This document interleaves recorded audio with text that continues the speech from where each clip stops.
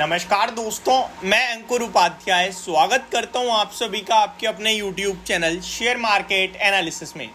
आज दिन के दौरान वैसे तो पूरा बाजार ही टूट रहा था, लेकिन एक स्टॉक शुरुआत से ही टूट रहा था और उसका नाम था SRF। केमिकल क्षेत्र की ये कंपनी काफ़ी अच्छी लगती है मेरे को लॉन्ग टर्म इन्वेस्टमेंट के लिए। मैंने निचले स्तर से अपने व्यूअर्स के साथ काफ़ी वीडियोज़ में डिस्कस भी करा है इस स्टॉक को।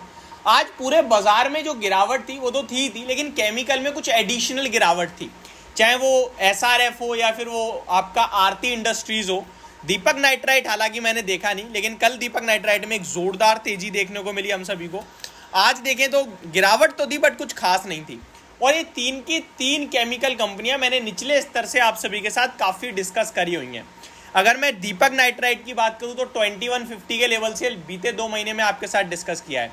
आरती इंडस्ट्रीज तो मैं 750 रुपये से डिस्कस कर रहा हूँ, 450 रुपये तक नीचे आया था और हर एक भाव पे आपको कॉन्फिडेंस दिया, लेने के मौके दिए।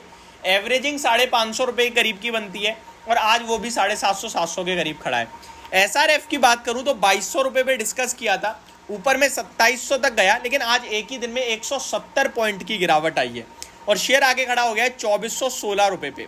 आज इस कंपनी के क्वार्टरली नंबर्स भी आने थे और रिजल्ट से पहले टूट रहा था ये स्टॉक, तो मार्केट अनुमान ऑलरेडी लगा चुका था कि खराब नंबर आ सकते हैं। अब मैं आप सभी के साथ डिस्कस करने जा रहा हूं कि SRF ने रिजल्ट पेश कर दिए, कैसे रहे हैं नंबर। लिटरली डिसअपॉइंटमेंट हाथ लगी है नंबर से, नंबर काफ़ी ख़राब देखने को मिले हैं, बट ऑलरेडी प्राइस्ड नहीं ये सारी चीज़ें, ऐसा मेरा मानना है। अब मैं आप सभी के साथ एक एक करके सारी चीज़ों को कवर करता हूँ।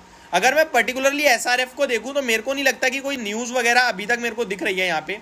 Without any news I think SRF का शेयर टूटा है। अगर मैं रिजल्ट्स डिस्कस करूं तो रिजल्ट्स खराब हैं। अगर आज नहीं टूटता तो कल टूटना पड़ता, सही रहा आज टूट गया। क्या कल भी गिरेगा शेयर इन नंबर्स के बाद?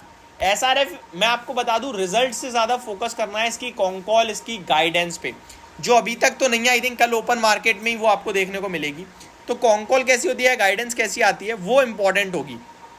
एक एक करके सारी चीज़ों को कवर करते हैं। सबसे पहले रिजल्ट्स।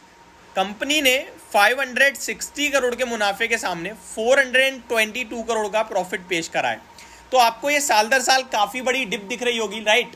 और अनुमान जो था वो 440 करोड़ का था, तो 440 करोड़ की बाजार की एक्सपेक्टेशन के सामने 422 करोड़ का प्रॉफिट है। खराब है डेफिनेटली, लेकिन आपको एक चीज़ जो नहीं भूलनी है, मैंने कल भी आपके साथ डिस्कस किया था गुजरात फ्लोरोकेम आई थिंक, कि साल दर साल तो खराब हो रहा है, लेकिन क्वार्टर ऑन क्वार्टर भी चेक करो। अब इन कंपनीज में वापस शेयर के प्राइस में ग्रोथ लौट रही है ना, उसके पीछे का कारण क्वार्टर ऑन क्वार्टर है। पहले तो टूट ही रहे थे ना, जब साल दर साल प्रॉफिट घट रहा था तो टूट रहे थे, लेकिन अगर मैं लास्ट क्वार्टर से कंपेयर करूं तो 250 करोड़ का मुनाफा 422 करोड़ हो गया है भाई, डबल हो रहा है ऑलमोस्ट। तो क्वार्टर ऑन क्वार्टर भी देखना बहुत ज़रूरी है। आगे रेवेन्यू देखें हम तो 3800 करोड़ के सामने 3570 करोड़ पे आया है, वहीं अनुमान आपका 3538 करोड़ का था, तो टॉप लाइन अनुमान को बीट कर दिया है। लास्ट क्वार्टर देखेंगे तो 3053 करोड़ का रेवेन्यू था, उसके सामने 3600 करोड़ का रेवेन्यू आ रहा है।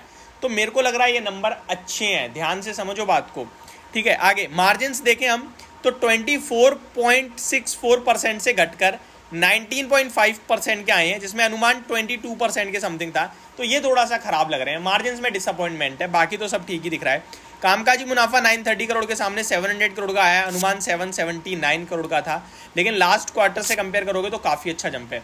एक चीज़ क्लियर है, वो ये है कि क्वार्टर ऑन क्वार्टर दमदार नंबर है, साल दर साल कमज़ोर है, अनुमान के सामने हल्के से वीक है, लेकिन ऑलरेडी शेयर आज जो टूटा है ये प्राइस्ड इन कर गया है सब कुछ। कुछ कमेंट्स भी है। The performance of the fluorochemical business was adversely impacted owing to Chinese dumping of refrigerants in India.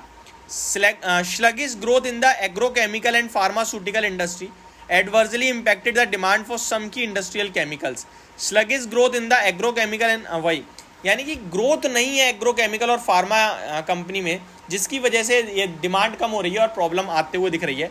Overall देखा जाए तो आने वाले समय में देखना होगा कैसा करता है कंपनी का शेयर, लेकिन मेरे को यहाँ कोई दिक्कत नहीं दिखती है इन्वेस्टमेंट पर्पज से। इनफैक्ट अगर कल और 2-4% टूट जाए और गलती से आ जाए शेयर आपके लिए 2280 या 2260, तो मैं तो वीडियो बनाऊंगा आपके लिए कि ये मौका दे रहा है आपके लिए। ओवरऑल ये कंपनी मेरे को बहुत स्ट्रॉन्ग दिखती है लॉन्ग टर्म पर्पज से। 48 के पी पे 72,000 करोड़ का मार्केट कैप कंपनी का, दमदार केमिकल कंपनी है, और अब केमिकल स्टॉक्स में रिबाउंड आ रहा है, क्वार्टर ऑन क्वार्टर बेस पे डेफिनेटली आ रहा है। 3 क्वार्टर बाद आपको पता है हम जब साल दर साल प्रॉफिट देखेंगे तो मल्टीपल टाइम्स जंप करेगा, क्योंकि बेस बहुत छोटा हो चुका है 3 क्वार्टर बाद। अभी जो क्वार्टर साल दर साल आपको बहुत हैवी दिखता है ना, क्योंकि बेस मजबूत है, लेकिन अब बेस ही कमजोर हो जाएगा। तो ये सारी चीजें भी हमें समझना बहुत जरूरी है। होप आपको सारी चीजें समझ में आई होंगी। Thank you so much for watching this video. Have a great day guys.